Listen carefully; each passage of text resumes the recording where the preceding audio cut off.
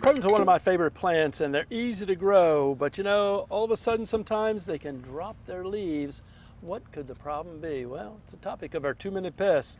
And Celeste, we both have different croton problems here. I love crotons, though. Isn't this colorful? They seem to make a new resurgence, too, where they're being planted more. They do, until we get the next freeze. And True. then they come back again. And that's one thing we need to be aware of, that they will get some cold damage. Yeah, and just have to put up with it, and quite often they come back. Now this one here has scale insects, and I think one of my best ones right in front of my finger there, it's a green soft scale. So when we talk about green soft scales, see, I just flicked it off right with the end of my fingernail there. And that means the insects really living underneath that scale there.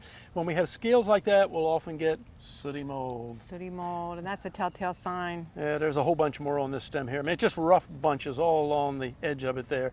So the pest is really hidden. it's hidden, hard to tell. When the sooty mold's the main Might be the thing. sign. Now I'll tell you how I get it under control. I go through with a systemic insecticide and apply it to the pot.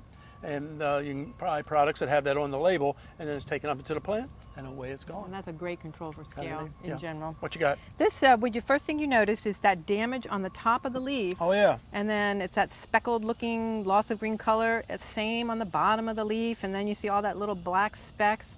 This is thrips. I know. Thrips damage on the croton, and you can see it does considerable damage, really, making the plant look pretty bad. Yeah. Now, has this been out in the full This is out in the exposure? landscape, yeah. So maybe during the summertime, the insects wash off, the thrips wash off? Yeah, they could. They could. My new growth looks pretty good, but a little distortion. So what are we going to do? Yeah, there I would probably use a systemic as well. Yeah. Or you could use a natural spinosad or Rema soap spray maybe.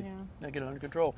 Thank you, Celeste. And if you have any of these problems or more, you can always bring them to a plant clinic at the extension office. Sometimes you can even send a picture. That would be kind of neat too, and we can diagnose it. Or you can ask for a bulletin, and it'll often tell you all the different problems that you need to know. Kind of neat, huh?